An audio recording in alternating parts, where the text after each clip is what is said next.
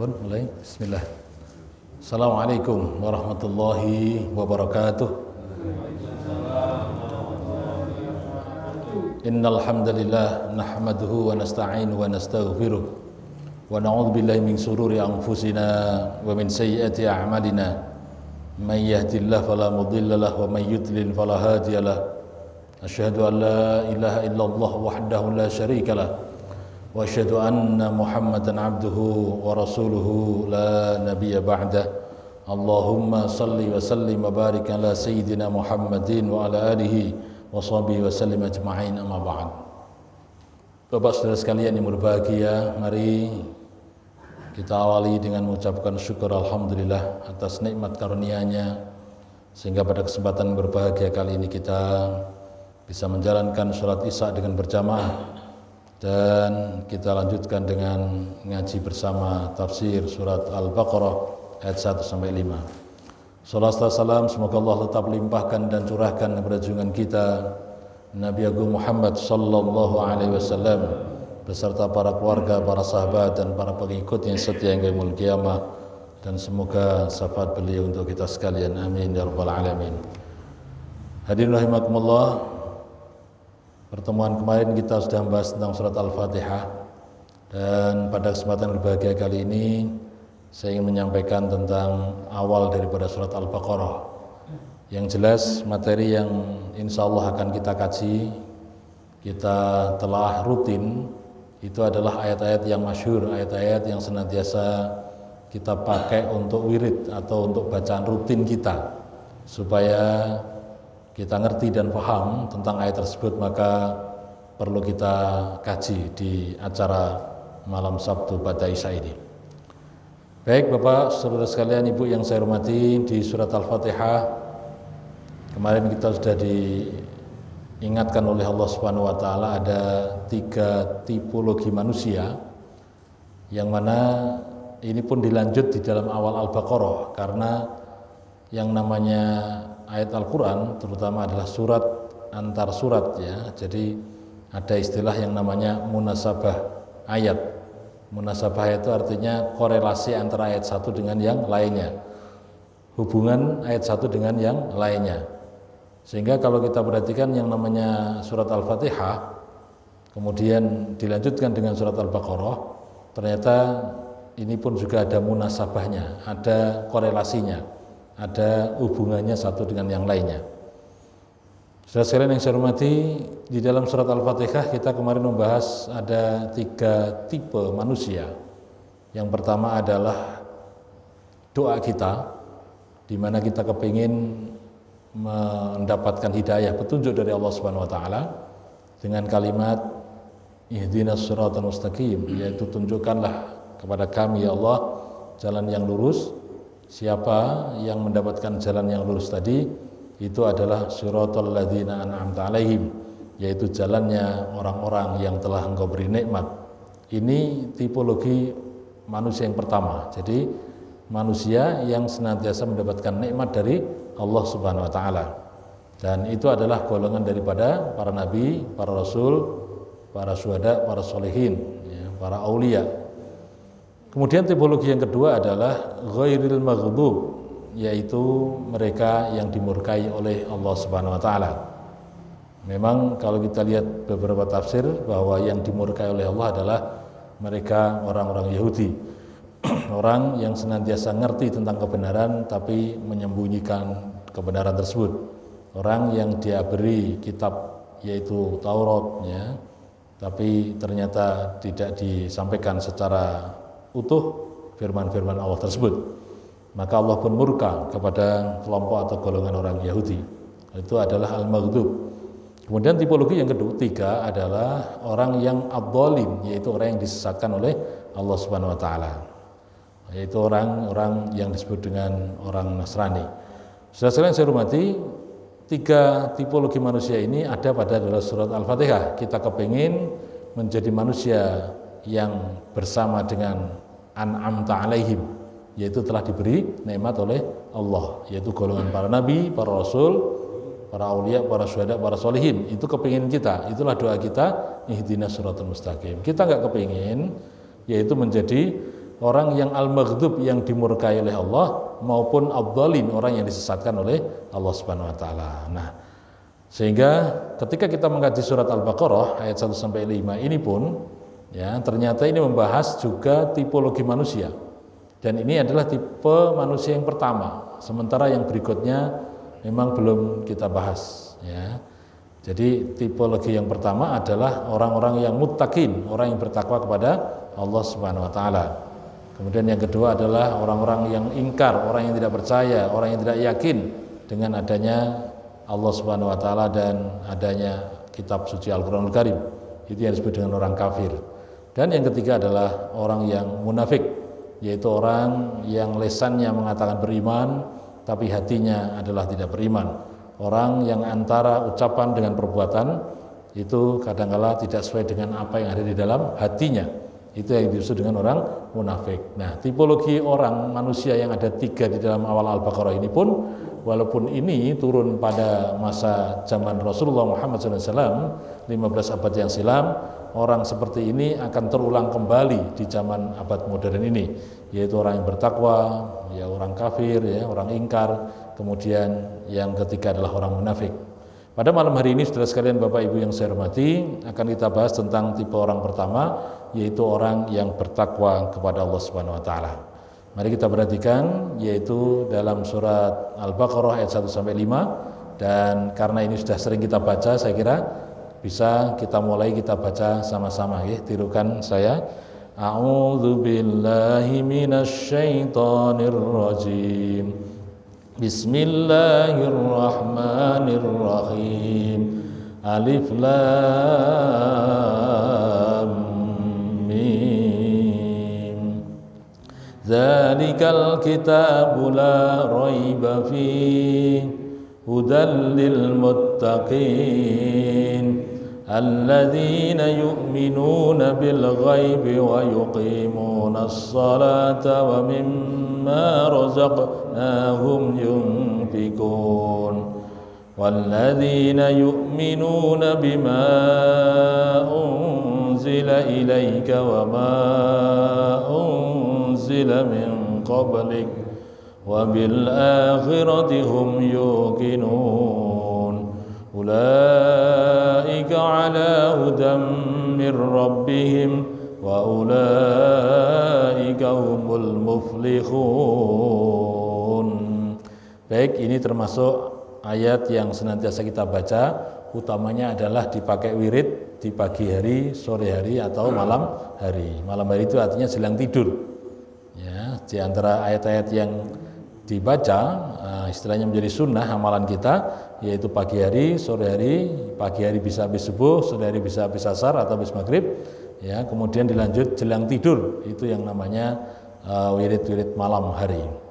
Baik, Bapak saya hormati, yang pertama adalah ayat bunyinya alif lam mim. Kalau kita lihat di dalam tafsir ini bahwa hadhil huruf wa ghairuha minal hurufil muqatta'ah fi awaili suwar.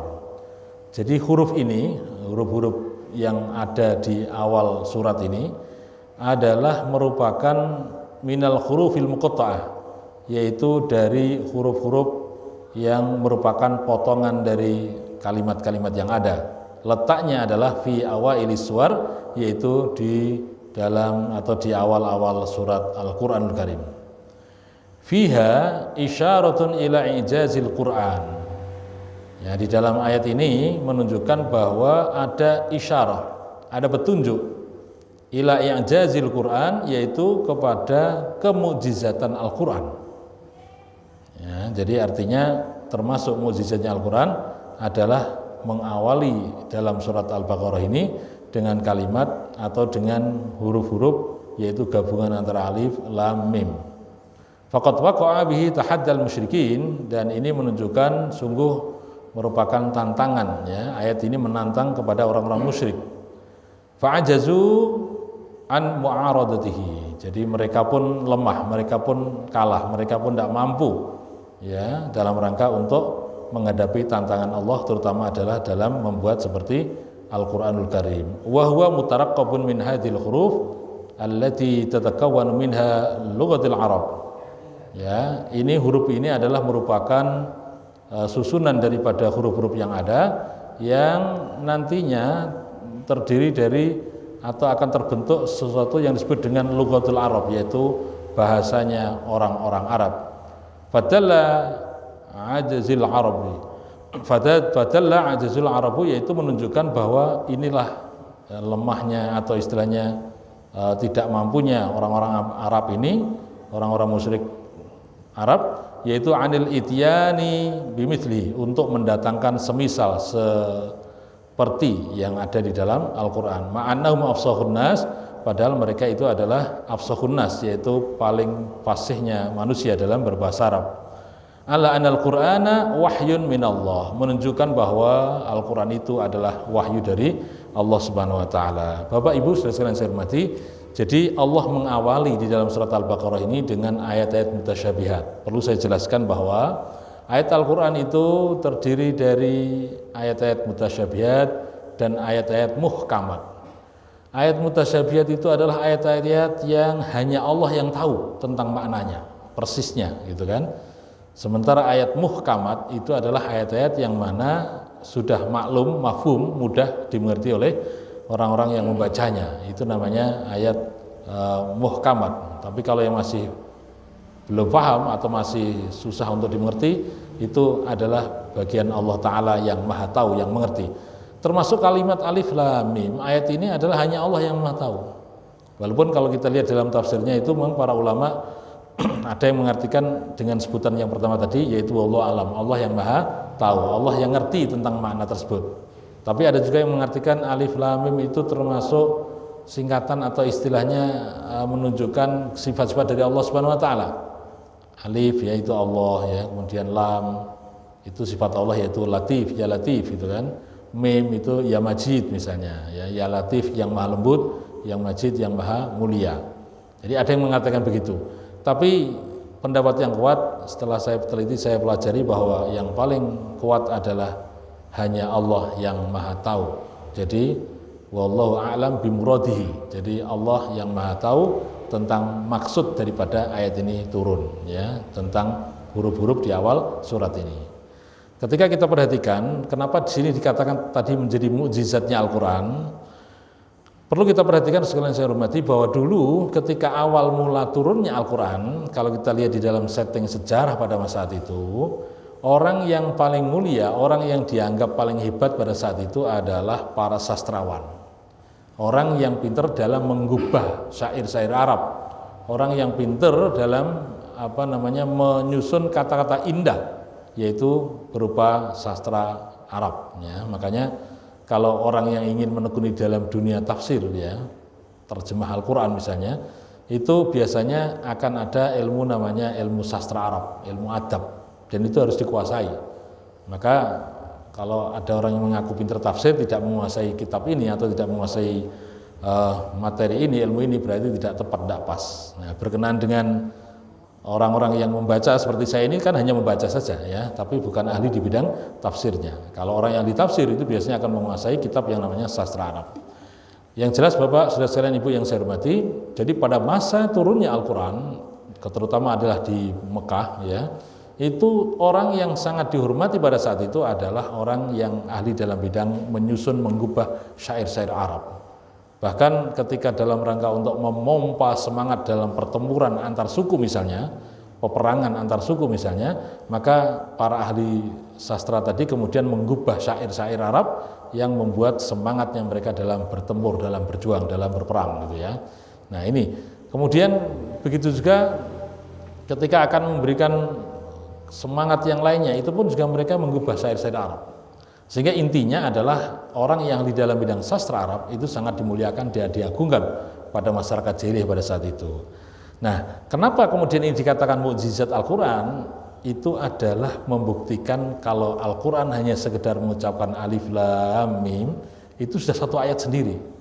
Yang mana para ahli sastrawan pada saat itu juga merasa kewalahan dan bingung. Bahkan ketika ditantang untuk membuat semisal dengan Al-Quran, itu tidak bisa, tidak mampu.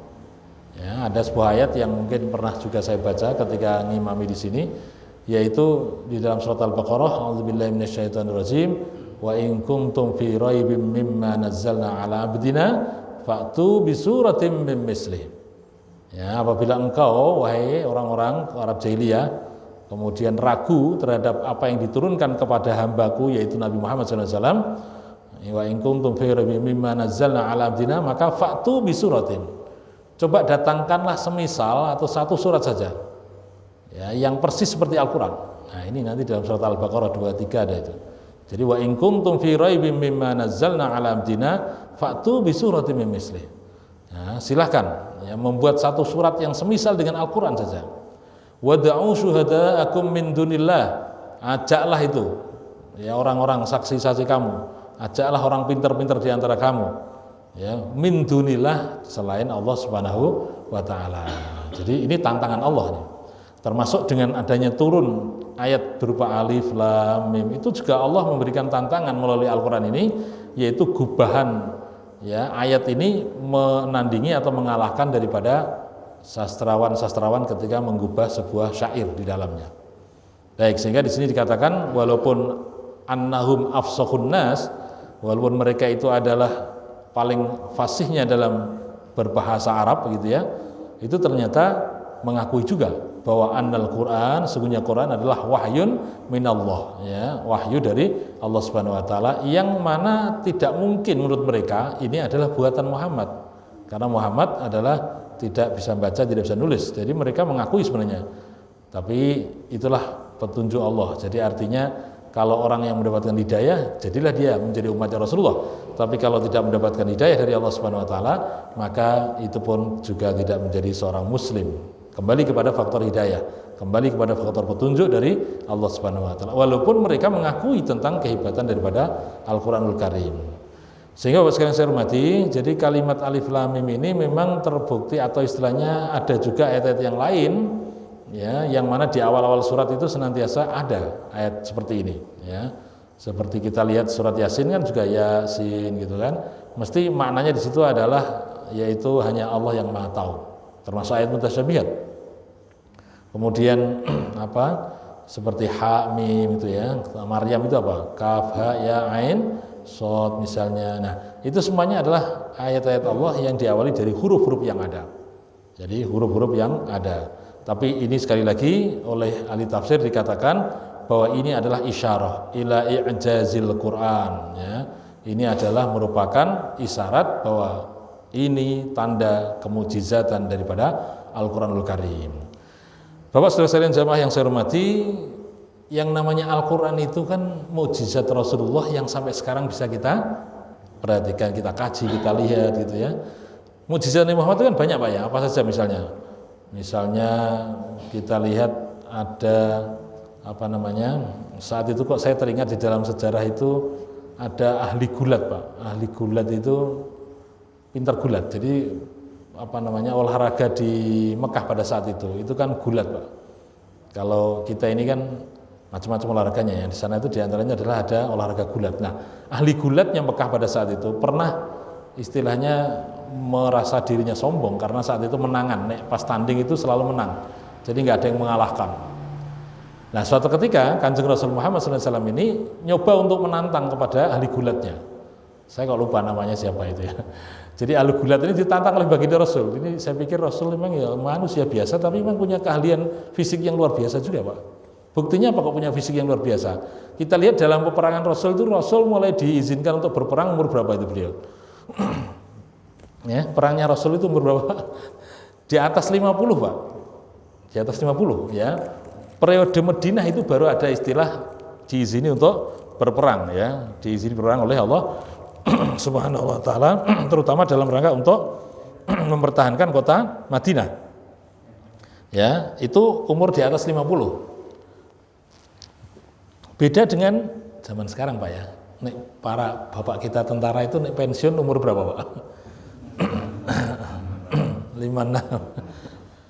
Artinya Bapak sekalian saya hormati, usia-usia jelang pensiun itu Kanjeng Rasul itu masih diizini, malah justru diperintahkan diizini untuk apa?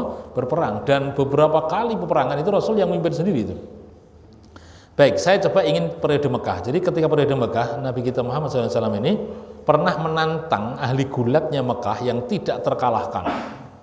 Ya, jadi cuma saya mohon maaf ya lupa namanya. Kalau pas kayak gini lupa, tapi nek pas biasa enggak. Baik, jadi ahli gulatnya ditantang ya. Wahai ahli gulat, ini saya mau nantang kamu gulat ya. Tapi dengan syarat kalau kamu kalah nanti kamu harus masuk Islam gitu kan. Tapi kalau enggak kalah ya bolehlah kamu enggak masuk Islam gitu kan. Jadi dalam rangka untuk supaya dia ini masuk Islam, itu Nabi menunjukkan apa? Keahliannya juga di dalam bidang ilmu gulat kan begitu. Nah, terjadilah pergulatan pada saat itu Nabi dengan ahli gulat itu ternyata atas izin Allah Subhanahu wa taala, ahli gulat yang sombong yang tidak terkalahkan tadi dikalahkan oleh baginda Rasul. Ya, dikalahkan baginda Rasul. Kemudian penasaran itu, diulang lagi, ternyata kalah lagi gitu kan. Akhirnya pun kalah terus itu. Nah, maka Rasul bersabda, wahai ahli gulat, sekarang kamu sudah saya kalahkan. Maka sesuai dengan kesepakatan, kamu harus mempercayai saya adalah Nabi. Ya, saya ini adalah utusan Allah. Saya adalah mempunyai Al-Quranul Karim, kalam ilahi, kitab Allah yang akan saya sampaikan kepada umat manusia di alam semesta jagat raya ini. Ya, tapi syaratnya tadi harus kamu sepakati. Ternyata Bapak sekalian saya hormati, ahli gulat ini belinjani janji. Artinya apa? Tidak mempercayai atau tidak mengimani Nabi Muhammad sebagai Rasul. Ya, walaupun Rasul kemudian bersabda, wahai ahli gulat, saya ini adalah seorang nabi, saya ini seorang utusan Allah. Ya, kalau seandainya aku perintahkan itu pohon yang ada di sebelah saya itu untuk datang menuju ke saya, itu datang itu. Disaksikan betul Bapak sekalian. Jadi Rasul berkata, wahai pohon, dekatlah kamu, mendekat ke saya. Jadi pohonnya itu mendekat. Nah, gitu ya. Pohonnya mendekat kepada baginda Rasul. Tapi justru ketika ahli gulati melihat bagaimana mujizatnya Rasul di situ, malah justru menceritakan tidak baiknya Rasulullah. Oh, Nabi Muhammad itu ternyata apa? Ahli sihir gitu Pak ya. Nah, ini jadi salah tompo jadinya. Jadi akhirnya pun belum masuk Islam kalau saya lihat dalam sejarah itu.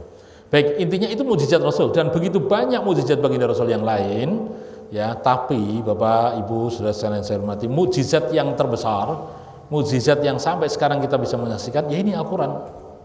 Ya, kalau kita lihat peristiwa Isra dan Mi'raj itu juga mujizat Rasul. Ya, ketika peristiwa saat itu Rasul bisa mengeluarkan air dari jari jemarinya, kemudian para sahabat bisa minum di dalamnya karena kehausan. Itu mujizat kelihatannya luar biasa pada saat itu, tapi tetap masih kalah dengan Al-Quran yang sampai sekarang bisa kita perhatikan, kita saksikan dan kita kaji, kita telah, yang mana isi kandungannya pun tidak berselisih dengan ayat-ayat Allah yang tercipta, ayat kauniyah. Ya, jadi penemuan ilmiah yang sekarang kita saksikan itu sangat cocok tepat sekali dengan Al-Quranul Karim. Ya, ini. Nah, sehingga Bapak sekalian yang saya hormati, jadi kemujizat Rasul yang begitu banyak tadi ternyata masih yang namanya Al-Quran di atas segalanya. Baik, jadi ketika ucapan alif lam mim atau istilahnya huruf-huruf itu menjadi awal mukadimah daripada surat yang ada, itu adalah menunjukkan mukjizatnya Rasul. Saya perlu menyampaikan ya, jadi ada istilah mukjizat, ada istilah karomah, ini harus dipahami dulu ya. Kalau nabi atau calon nabi berarti kan belum diangkat jadi rasul ya, belum diangkat jadi nabi. Itu kemudian punya kelebihan, maka namanya disebut dengan irhas. Nah, gitu ya. Kalau kita lihat sejak kecil bayi tapi iso ngomong jenenge Nabi siapa? Namanya Nabi Isa alaihissalam. Itu namanya irhas, Pak. Belum diangkat jadi nabi, rasul tapi sudah bisa punya keahlian, kelebihan dibanding dengan makhluk yang lainnya.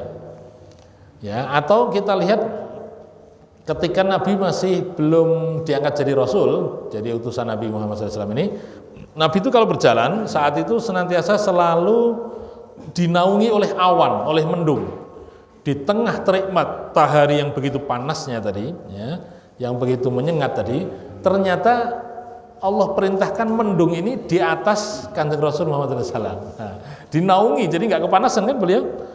Nah, kalau nggak kepanasan gitu, ya, inilah yang kemudian dalam cerita berikutnya ada seorang pendeta Bukhairah itu yang kemudian meyakini akan datang calon nabi datang melewati rumahnya itu ya di situ itu karena mendung itu di atas nabi saat Rasul itu sedang berjalan gitu kan. Nah, ini calon nabi. Ketika calon nabi namanya irhas. Nah, kalau mujizat itu adalah kejadian yang luar biasa yang tidak masuk akal, yang di luar nalar manusia, tapi diberikan kepada orang yang sudah diangkat menjadi seorang nabi, seorang rasul, itu namanya mukjizat ya. Nah, sedangkan luar biasa tapi diberikan kepada selain nabi dan rasul, itu para wali Allah, kekasih Allah, itu yang disebut dengan apa Pak? Karomah. Jadi karomah itu kelebihan yang luar biasa ya, diberikan kepada para wali, para aulia ya, para kekasihnya Allah Subhanahu wa taala. Contoh karomah para wali. Nah, saya tidak usah cerita tentang Wali Songo ya. Begitu banyak cerita yang sudah tambah-tambahan itu. Kebenarannya wallahu alam. Saya akan menceritakan dulu zaman sahabat Rasul aja. Jadi karomahnya wali diantaranya adalah Sayyidina Umar bin Khattab radhiyallahu anhu. Beliau adalah sahabat Rasul, tapi dari segi kualitas keimanannya termasuk min auliyaillah, termasuk dari wali-walinya Allah, termasuk dari kekasihnya Allah Subhanahu wa taala. Ketika Umar bin Khattab radhiyallahu an menjadi khalifah, menjadi Amirul Mukminin, menjadi pemimpin kaum muslimin pada saat itu, maka walaupun Sayyidina Umar berada di kota Mekah, di kota Madinah ya, walaupun Sayyidina Umar berada di mimbarnya Rasul saat itu di Masjid Nabawi, saat itu ternyata Umar bin Khattab ini ngerti bahwa pasukannya yang sedang bertempur untuk membebaskan tanah-tanah atau daerah-daerah yang dikuasai Romawi, dibebaskan oleh kaum muslimin, itu ternyata tentara kaum muslimin terjepit, Pak.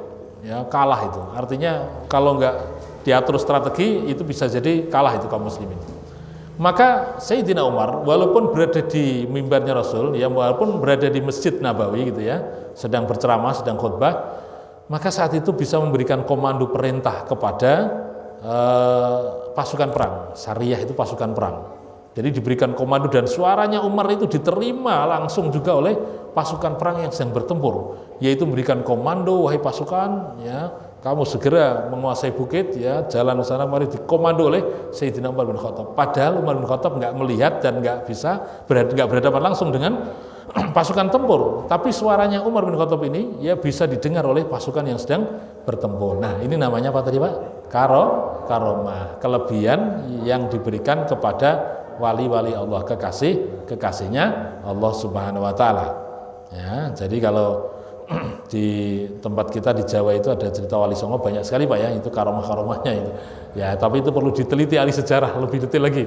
Karena saya lihat kalau yang ditayangkan di televisi kadang-kadang ditambah-tambah juga itu, Pak ya, supaya pantas layak dilihat oleh pemirsa gitu kan. Tapi kebenarannya perlu diteliti lagi lebih bagus ya ahli sejarah. Baik, Pak sekalian saya hormati, jadi itulah karomah, kelebihan yang Allah berikan kepada ya manusia kekasihnya, yaitu dalam rangka menunjukkan bahwa ini adalah termasuk min auliyaillah, wali Allah, dan dalam rangka untuk meyakinkan kepada umatnya, pada kaumnya, kepada masyarakatnya. Begitu juga Nabi dan Rasul itu diberi mukjizat oleh Allah Subhanahu wa taala dalam rangka untuk meyakinkan bahwa Nabi atau Rasul tersebut adalah betul-betul utusan Allah Subhanahu wa taala. Termasuk nabi-nabi yang lain, Nabi Musa, apa itu mukjizatnya? Ya, dengan adanya tongkat dilempar kemudian menjadi ular dan lain sebagainya. Itu adalah memang pada saat setting sejarah zamannya Fir'aun, memang ahli sihir begitu banyak dan ada di sekitarnya apa? Fir'aun. Maka kemudian dibuatlah tongkatnya Nabi Musa ini berubah menjadi ular, kan itu. Nah, beda dengan Al-Qur'an. Al-Qur'an ini setting sejarahnya tadi saya katakan, ahli sejarawan mengatakan memang sastra Arab ya, terutama adalah ahli-ahli sastranya itu orang yang dikatakan terhormat di situ. Nah, dalam rangka untuk menaklukkan dan dalam rangka untuk mengalahkan, itu dalam rangka untuk membuat lemahnya orang Arab ya dalam membuat sastra Arab tadi, maka turunlah Al-Qur'an. Ya, turunlah Al-Qur'an, termasuk ayat yang ini mutasyabihat ini. Allah hanya mengatakan alif lam mim. Wah, ini kalau kita lihat dalam susunan bahasa mungkin bisa jadi dikatakan orang Arab, terutama sastrawan pada saat itu kaget, tercengang itu. Ini kok ada kalimat seperti ini kan itu ya. Bingung mereka gitu kan. Baik, jadi ini artinya adalah untuk menjadikan pelajaran, terutama adalah pada saat itu orang-orang Arab yang ahli dalam bidang sastra, bahwa ini adalah akan ada kalam ilahi, akan ada firman Allah ya, akan ada perkataan dari Allah Subhanahu wa taala yang termasuk di dalamnya adalah dikenal dengan kitab suci ya, yaitu Al-Qur'anul Karim. Bapak sekalian saya hormati, maka ayat berikutnya mengatakan dzalikal kitab ya la raiba fi. Dzalikal kitab, dzalika itu memang tulisannya itu, tapi maknanya kalau diterjemah depak kemenak itu maka diartikan ini. Dzalika itu atau ini Alkitab, kitab la raiba fi, tidak ada keraguan di dalamnya. Hudal lil muttaqin, yaitu petunjuk bagi orang-orang yang bertakwa. Bapak sekalian saya hormati, jadi Quran ini adalah dzalikal Quran wa al-kitabul azim alladzi la syak annahu min indillah. Yang artinya ini saya terjemahkan dari bahasa Arabnya ya. Jadi Quran itu adalah kitab yang agung, kitab yang besar yang tidak ada keraguan. Syak itu artinya keraguan. annahu min indillah, bahwa itu adalah datangnya dari Allah Subhanahu wa taala. Jadi kita itu harus yakin betul bahwa Al-Qur'an adalah kalam Allah. Kita harus yakin betul bahwa itu adalah firman-Nya Allah Subhanahu wa taala. Jadi la raiba fih, tidak ada keraguan di dalamnya, itu adalah la syak annahu min indillah, tidak ragu lagi bahwa Al-Qur'an itu adalah datanya dari Allah Subhanahu wa taala.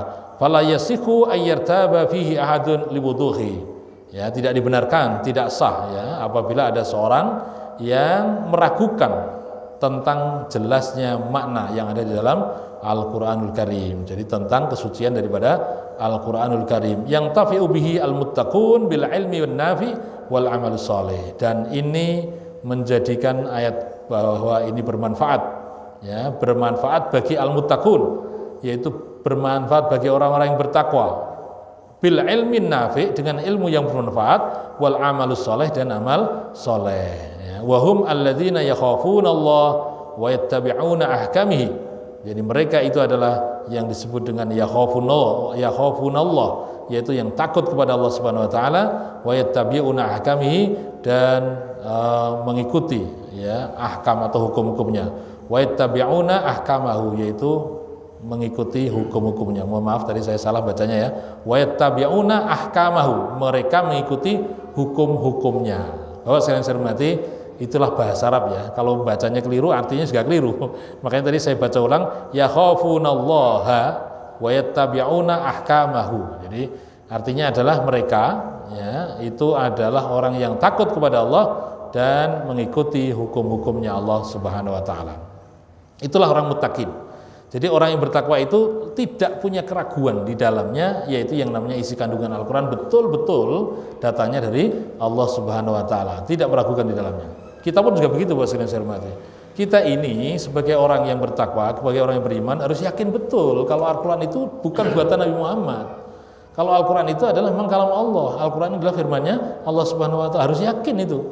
Ya, makanya kalau kita ingin mencari bagaimana dalam penyelesaian kehidupan ini, kita kembalikan saja kepada Al-Quran, kembalikan saja kepada penafsiran Quran, yaitu sunnahnya Rasul Muhammad Sallallahu Alaihi Wasallam. Penting Pak, kita harus kembali kepada Quran. Itulah kenapa kita kaji di setiap malam kayak gini itu, dalam rangka supaya kita ngerti isi kandungan Quran itu kayak apa gitu kan, supaya kita ngerti tentang isi mana yang ada di dalam Al-Quran Karim. Dan kita harus yakin betul bahwa memang kalamullah itu, Al-Quran itu adalah la raiba fih, tidak ada keraguan di dalamnya.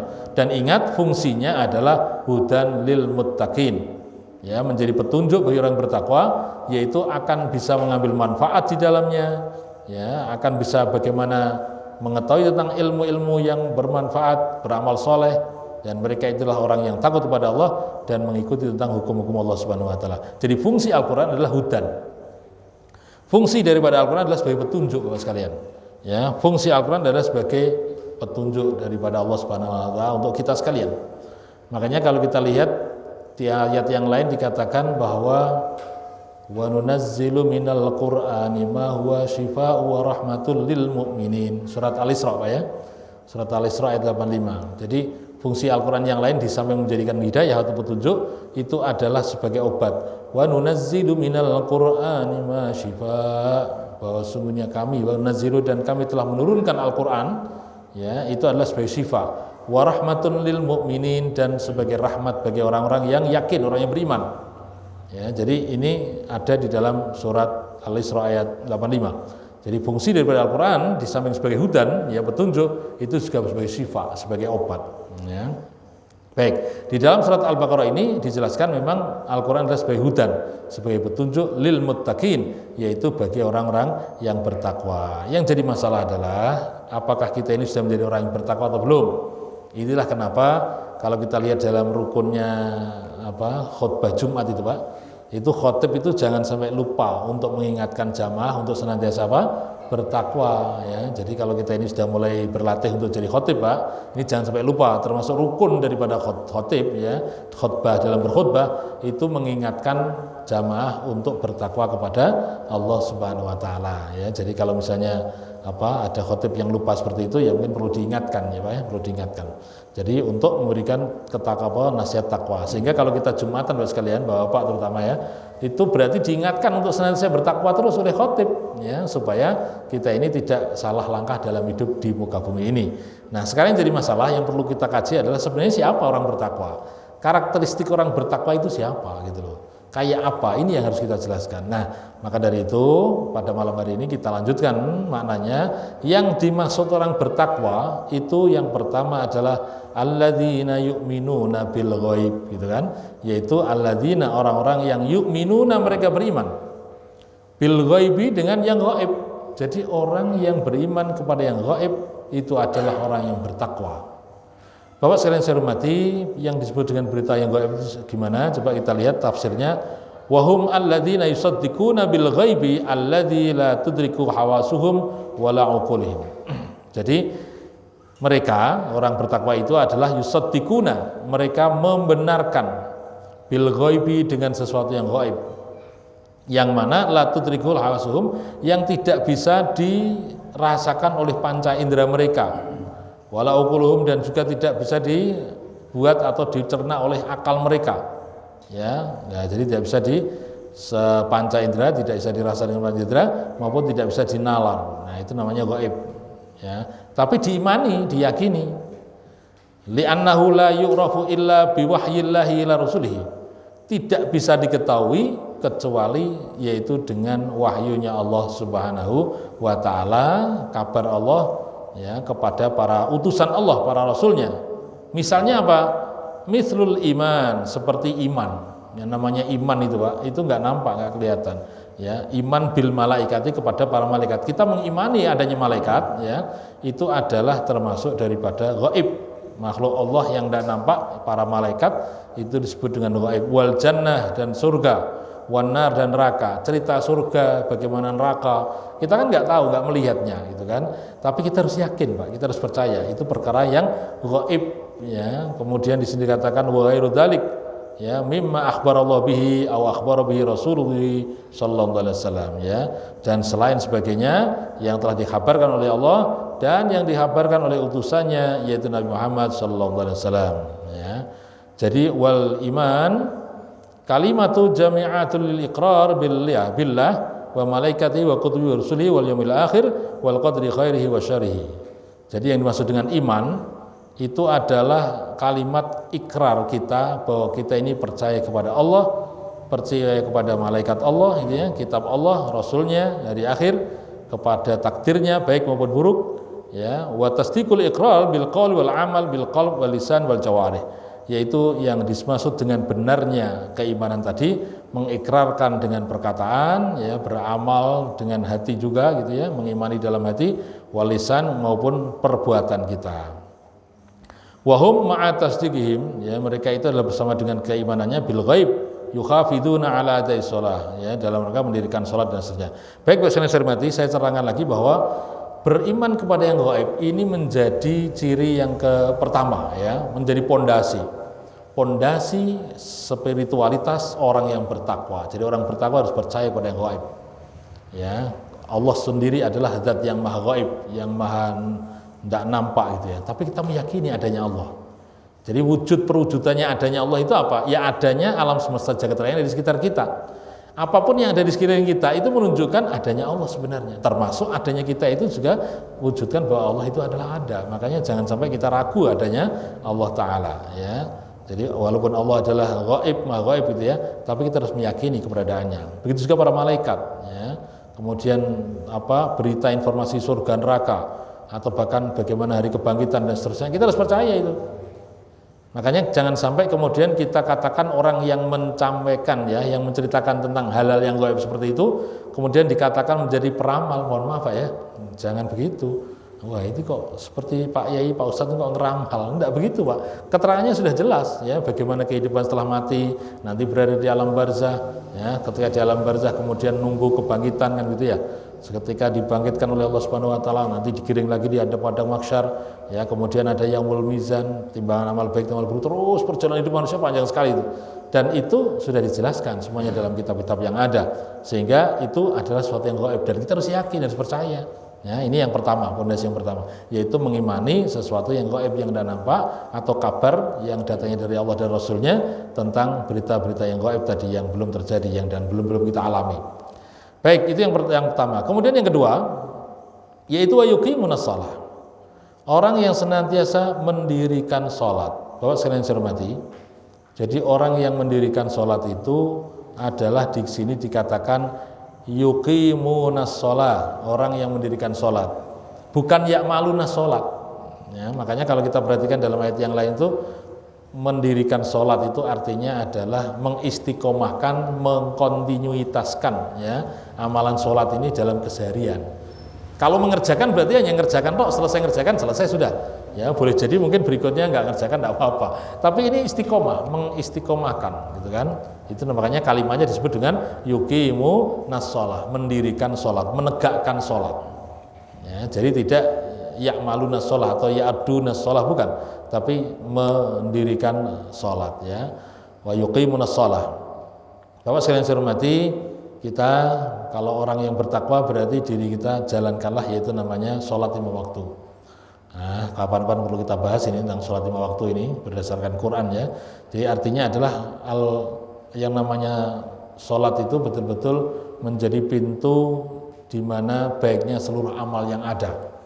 Insya Allah dengan kita ini sholat dengan benar, dengan baik gitu ya, maka amal yang lain pun juga akan baik. Karena penting sekali kita sebagai seorang muslim yaitu senantiasa menegakkan sholat. Jadi yang kedua ini, jadi harus mendirikan sholat, menjalankan sholat, mengistiqomahkan sholat ya, yaitu menjalankan secara kontinu setiap saatnya.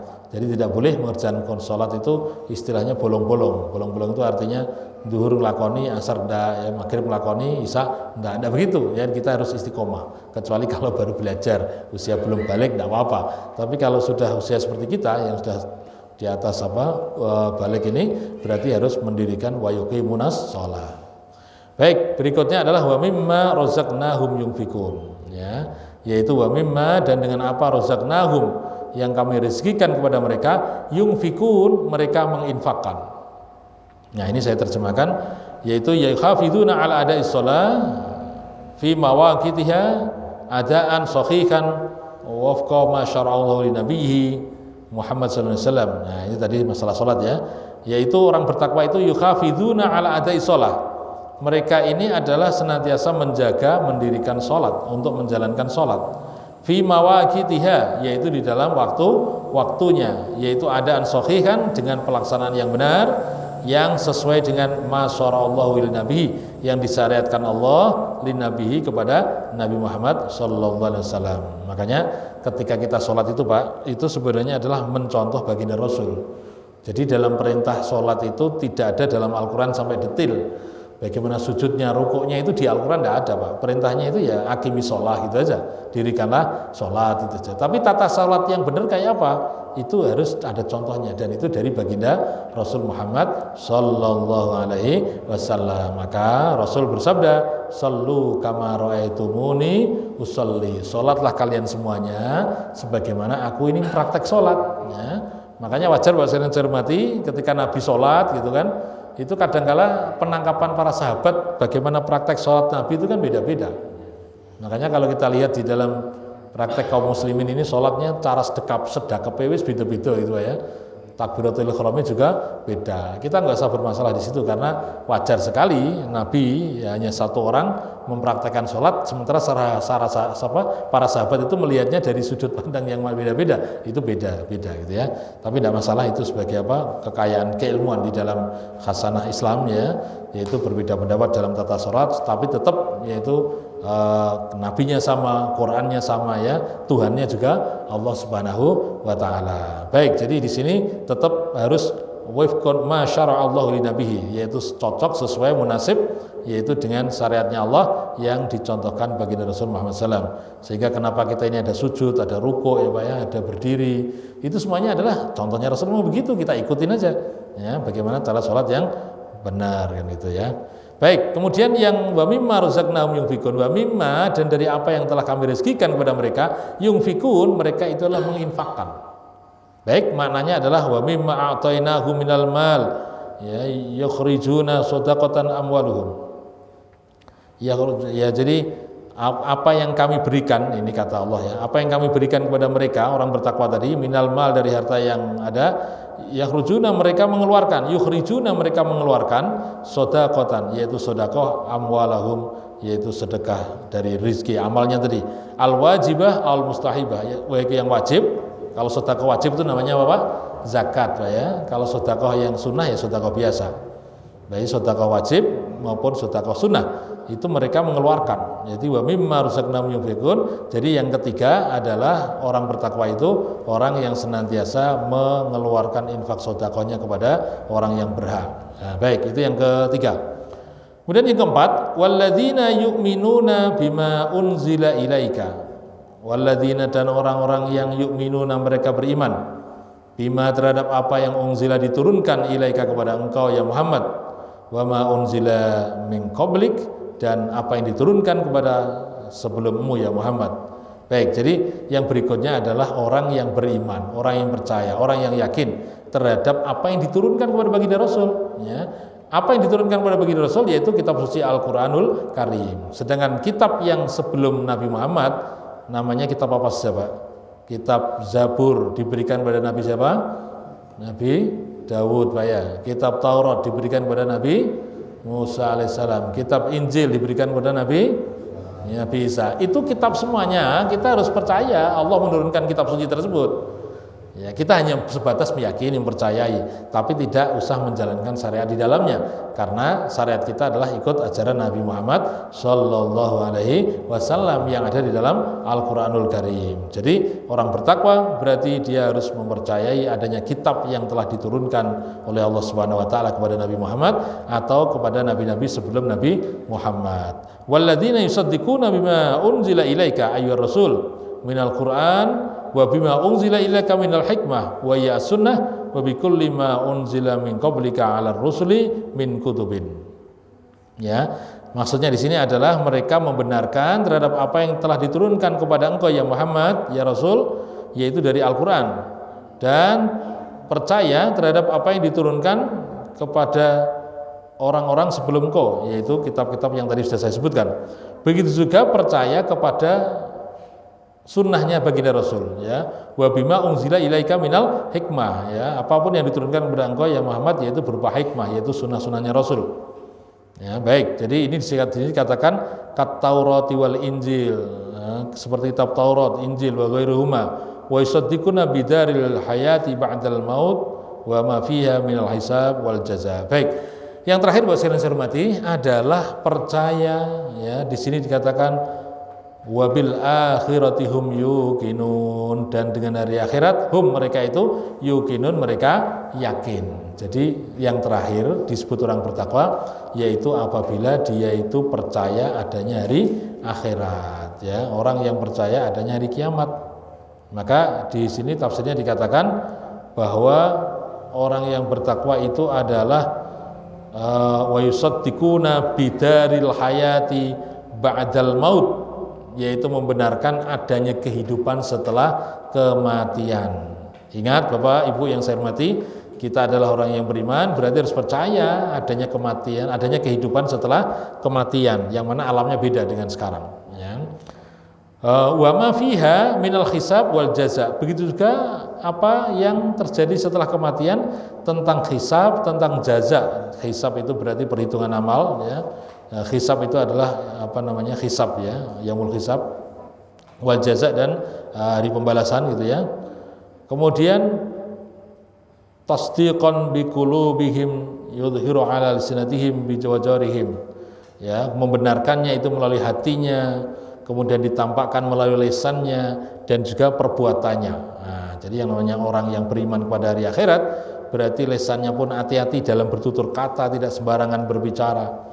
Ya, orang yang percaya pada hari akhirat berarti dia itu senantiasa, hatinya pun senantiasa berdoa, wirid, dzikir pada Allah ya, selalu berbaik sangka kepada Allah Subhanahu wa taala. Perbuatannya pun juga baik. Itulah orang yang beriman pada hari akhirat. Wa khasun yaumul akhirah bidzikri. dan mengkhususkan diri ingat kepada hari akhirat, yaitu selalu berzikir pada Allah Subhanahu wa taala. Li'annal iman bi min a'zamil bawa'ith ala fi'li ta'at wa jinabil muharramat wa bi muhasabihin nafs. Jadi dengan beriman kepada hari akhirat tadi, maka akan menjadikan diri kita ini adalah mempercayai yaitu senantiasa selalu taat kepada Allah dan menjauhi perbuatan yang diharamkan oleh Allah, dan selalu muhasabah diri, selalu introspeksi diri. Itu kalau kita percaya pada hari akhirat. Terakhir, bahwa saya hormati, ulaika ala hudam mir rabbihim, mereka itu adalah mendapatkan hidayah, petunjuk dari Tuhan mereka, wa ulaika humul muflihun, dan mereka adalah orang yang beruntung, ya. Jadi kalau kita lihat definisi ini, Pak, orang beruntung ya orang bertakwa itu. Orang yang sukses itu siapa? Ya orang bertakwa ini. Al-muflih itu artinya adalah orang yang beruntung, yaitu ashabu hadis sifat ala nuri min rabbihim wa bi taufiqi min khaliqihim wa hadiyihim. Jadi ini adalah sifat-sifat, ya, menunjukkan orang ini, orang yang bertakwa tadi, mendapatkan cahaya dari Allah Subhanahu wa taala, mendapatkan taufik dari Allah taala, ya, dan mereka adalah al-faizun alladzina adraku ma talabu wa najau min syarrin ma minhu harabu. Jadi mereka itu adalah yang mendapatkan kemenangan di sisi Allah Subhanahu wa taala dan mendapatkan apa yang dicarinya, ya, ketika di dunia, dan selamat dari kejelekan, ya, dan dari sesuatu yang membuat dirinya tidak baik. Baik, Bapak sekalian saya hormati, itulah tafsir dari surat Al-Baqarah ayat 1 sampai 5 yang mana mengingatkan kepada kita yaitu karakteristik atau ciri-ciri orang yang bertakwa. Semoga kita bisa menjalankan, yaitu memiliki sifat-sifat ciri-ciri orang bertakwa tadi, sehingga kita pun akan mendapatkan kebahagiaan, ya, akan mendapatkan kemenangan di sisi Allah Subhanahu wa taala. Amin Allahumma amin. Demikian Bapak sekalian saya hormati yang saya sampaikan. Semoga ada manfaatnya, kurang lebihnya minta maaf. Dan mari kita adakan sharing, ya, diskusi, atau mungkin ada masukan tambahan apa yang saya sampaikan bisa menjadi pengayaan keilmuan, ya, khasanah keilmuan di tempat kita ini, sehingga Allah Subhanahu wa taala memberikan keberkahan pada kita sekalian. Demikian yang dapat saya sampaikan, kurang lebihnya minta maaf. Billahi taufiq wal hidayah. Wassalamualaikum warahmatullahi wabarakatuh. Turun.